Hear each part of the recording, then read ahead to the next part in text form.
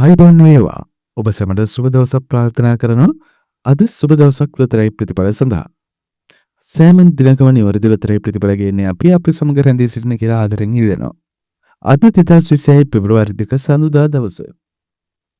මේ සඳුදා දවසේ සුබ දවසක් වාරය 209. වාසනාවන්ත හේතුවතුනි.